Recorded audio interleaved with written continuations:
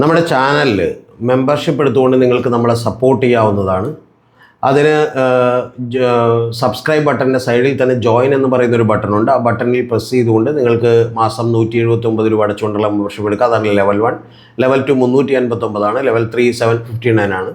ഇതെടുത്തത് കൊണ്ടിട്ട് ചില വീഡിയോകളൊക്കെ നേരത്തെ കാണാം എന്നുള്ളതല്ലാതെ മറ്റു വലിയ ബെനിഫിറ്റുകളോ പെർക്സോ ഒന്നും നിങ്ങൾക്ക് ഉണ്ടാവില്ല. പക്ഷേ വളരെ സത്യസന്ധമായ മാധ്യമ പ്രവർത്തനം ഇവിടെ നിലനിൽക്കണമെന്ന് ആഗ്രഹിക്കുന്നുണ്ടെങ്കിൽ, അല്ലെങ്കിൽ നമ്മുടെ ചാനൽ ഇവിടെ നിലനിൽക്കണമെന്ന് ആഗ്രഹിക്കുന്നുണ്ടെങ്കിൽ നിങ്ങൾക്ക് സപ്പോർട്ട് ചെയ്യാവുന്നതാണ്. കൂടാതെ ഇത് മന്ത്ലി ഉള്ളൊരു റിക്കറിങ് സ്കീം ആയതുകൊണ്ട് ചിലരൊക്കെ എൻ്റെ അടുത്ത് ആവശ്യപ്പെട്ടതുകൊണ്ടാണ് ഞാനത് ചെയ്തിട്ടുള്ളത്. കാരണം അല്ലാതെ നിങ്ങൾക്ക് നേരിട്ട് നമ്മളെ സപ്പോർട്ട് ചെയ്യാൻ കഴിയുന്ന, ഫിനാൻഷ്യലി സപ്പോർട്ട് ചെയ്യാൻ കഴിയുന്നവർക്ക് വേണ്ടിയിട്ട്, കാരണം ഇത് കുറച്ചുകൂടി ഡെവലപ്പ് ചെയ്യണം എന്നൊക്കെ ആഗ്രഹമുണ്ട്. അപ്പോൾ അത്തരത്തിൽ സപ്പോർട്ട് ചെയ്യാൻ കഴിയുന്നവർക്ക് നമ്മുടെ ഗൂഗിൾ പേ നമ്പറിലേക്കും അതുപോലെ തന്നെ അക്കൗണ്ട് നമ്പർ കൂടി ഡിസ്ക്രിപ്ഷനിൽ കൊടുത്തിട്ടുണ്ട്. അതും ചെയ്യാൻ കഴിയുന്നവർ ചെയ്യുക. താല്പര്യമുള്ളവർക്കും ചെയ്യാൻ കഴിയുന്നവർക്കും മാത്രം ചെയ്താൽ മതി, നിർബന്ധമൊന്നുമില്ല. അല്ലാത്തവരൊക്കെ തന്നെ വീഡിയോ കണ്ടുകൊണ്ടുകൂടി നമ്മളെ സപ്പോർട്ട് ചെയ്യുക. ഇന്ന് പറയാൻ പോകുന്നത് വളരെ എക്സ്ക്ലൂസീവായിട്ടുള്ളൊരു കാര്യമാണ്. അതിന് പ്രൂഫൊന്നും കാണിക്കൽ സാധ്യമല്ല തൽക്കാലം നിങ്ങളുടെ അടുത്ത്. പക്ഷേ എങ്കിൽ പോലും ഞാൻ പറയട്ടെ, ഈ കഴിഞ്ഞ ദിവസങ്ങളിലൊക്കെ തന്നെ മുഖ്യമന്ത്രി ആരാകും എന്ന് പറയുന്ന വലിയ ചോദ്യമുണ്ടായിരുന്നു. ആ ചോദ്യങ്ങളിൽ രമേശ് ചെന്നിത്തല വലിയ പ്രധാനപ്പെട്ട കീ റോളുകളിലേക്കൊന്നും ഉണ്ടായിരുന്നില്ല. പക്ഷേ ഏറ്റവും പ്രധാനപ്പെട്ട കീ റോളിൽ നിൽക്കുന്നതും സാധ്യതകൾ കൽപ്പിച്ചുകൊണ്ടിരുന്നതുമൊക്കെ തന്നെ നമുക്കറിയാം. അത് 2 പേർക്കാണ്. ഒന്ന് വി ഡി സതീശനാണ്, രണ്ടാമത്തത് കെ സി വേണുഗോപാലിനാണ്. അപ്പോൾ വി ഡി സതീശനെ സംബന്ധിച്ചിടത്തോളം അദ്ദേഹത്തിന് മുസ്ലിം ലീഗിൻ്റെ കൂടി പിന്തുണ നേടിയെടുക്കാൻ കഴിഞ്ഞു എന്ന് പറയുന്നത് നിസ്സാര കാര്യമല്ല. കോൺഗ്രസിനകത്ത് പല ഘടകങ്ങളായി വിഭജിച്ച് നിൽക്കുന്ന ഒരാൾക്ക് മുസ്ലിം ലീഗിൻ്റെ കൂടി പിന്തുണ കിട്ടുമ്പോൾ അത് ഏറ്റവും നിർണായകമാകും. മുസ്ലിം ലീഗ് വിചാരിക്കുന്ന ആൾ തന്നെയായിരിക്കും മുഖ്യമന്ത്രി ആവുക എന്നുള്ളതൊക്കെ തന്നെ ഏറെക്കുറെ ഉറപ്പാണ്. പക്ഷേ മുസ്ലിം ലീഗ് നിലപാട് മാറ്റുമോ ഇല്ലെന്നൊന്നും നമുക്കറിയില്ല. കാരണം അതിനൊക്കെയുള്ള ചില സാധ്യതകളുണ്ട്.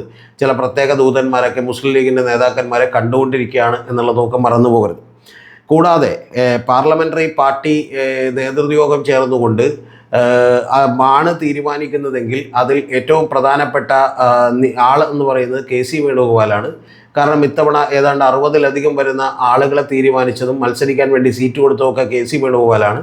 അപ്പോൾ വലിയ നേട്ടത്തോടെ കോൺഗ്രസ് ജയിച്ചു വരികയാണെങ്കിൽ സ്വാഭാവികമായിട്ടും അത് പാർലമെൻ്ററി പാർട്ടിയിലൊക്കെ തന്നെ കെ സി വേണുഗോപാലിന് വലിയ മുൻതൂക്കം ഉണ്ടാകും എന്നുള്ളത് യാഥാർത്ഥ്യമാണ്. ചിലരൊക്കെ പറയുന്നത് കെ സി വേണുഗോപാലിനെ സംബന്ധിച്ച് അദ്ദേഹം പബ്ലിക് അക്കൗണ്ട്സ് കമ്മിറ്റി ചെയർമാൻ സ്ഥാനം ഏറ്റെടുത്തിട്ടുണ്ട് ലോക്സഭയിൽ. അപ്പോൾ ഇനി ഇങ്ങോട്ടില്ല എന്നുള്ളതിൻ്റെ സൂചനകളാണ് എന്നുള്ളതാണ്.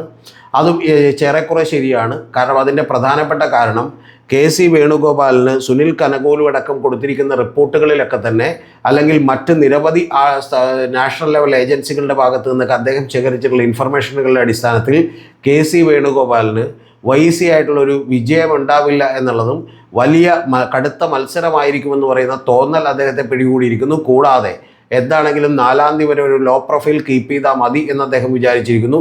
മറ്റൊരു തരത്തിലുള്ള വർക്കുകളുമായി പോകണ്ട എന്ന് തീരുമാനിച്ചിരിക്കുന്നു. അതിൻ്റെ പ്രധാനപ്പെട്ട കാരണം ഒരു പരാജയം മുന്നിൽ കാണുന്നുണ്ട് കെ സി വേണുഗോപാൽ എന്നാണ് പറയുന്നത്. അത് വെറുതെ കാണുന്നതല്ല. നിങ്ങളിപ്പോൾ കേരളത്തിലും ഇന്ത്യയിലൊക്കെ തന്നെ എല്ലാ സ്റ്റേറ്റുകളിലും നടത്തിയിട്ടുള്ള സർവേകളുടെ മുഴുവൻ വിശദാംശങ്ങളും അദ്ദേഹത്തിൻ്റെ ഓഫീസ് കളക്ട് ചെയ്യുകയും ആ മുഴുവൻ വിശദാംശങ്ങൾ കൂടാതെ അതിൻ്റെ പ്രമുഖരായിട്ടുള്ള ആ ലീഡ് ചെയ്തിട്ടുള്ള ആളുകളുമായി അദ്ദേഹം സംസാരിക്കുകയും ആ സംസാരിച്ചതിൻ്റെ അടിസ്ഥാനത്തിൽ ഒരു വിജയം സുനിശ്ചിതമാണ് എന്നുള്ളത് പറയാൻ ആളുകൾ ആരും തയ്യാറാകുന്നില്ല എന്നുള്ളത് തന്നെ ഏറ്റവും പ്രധാനപ്പെട്ട കാര്യമാണ്. അതുകൊണ്ട് തന്നെ ഇതൊക്കെ സാധ്യമാകുമോ എന്നുള്ളൊരു സംശയം അദ്ദേഹത്തെ പിടികൂടിയിരിക്കുന്നു. അതുകൊണ്ട് 4-ാം തീയതി ഉച്ചവരെ തന്നെ കാത്തിരിക്കാം എന്ന നിർദ്ദേശമാണ് അദ്ദേഹത്തിൻ്റെ ഗ്രൂപ്പിന് കൂടി കൊടുത്തിട്ടുള്ളത്. നിങ്ങളൊക്കെ ശ്രദ്ധിച്ചു നോക്കിയാൽ കാണാം. ഏറ്റവും ആദ്യം മാത്യു കുഴൽനാടനും അതിനുശേഷം റോജി എം ജോണും അതിനുശേഷം നിഷാദ് റാവുത്തറിനും മീഡിയ വണ്ണിൻ്റെ ഔട്ട് ഓഫ് ഫോക്കസ് അല്ല, ചർച്ച എന്ന് പറയുന്ന പരിപാടിക്കൊക്കെ എതിരായിട്ട് നിരവധി വടപ്പുറപ്പാറുമായവർ വന്നതാണെങ്കിൽ പോലും, അരിതാ ബാബു അടക്കമുള്ള ആളുകൾ വന്നതാണെങ്കിൽ പോലും അതെല്ലാം തന്നെ വേണ്ടെന്ന് വെച്ച് പഴകുളം മധുവിനോടും ഇത്തരത്തിലുള്ള ആളുകളോടുമൊക്കെ തന്നെ തൽക്കാലം സൈലൻ്റ് ആവാനും റിസൾട്ട് എന്തായാലും വരട്ടെ, വന്നതിന് ശേഷം മാത്രം നോക്കാം എന്നുമാണ് അദ്ദേഹം വിചാരിച്ചിട്ടുള്ളത്.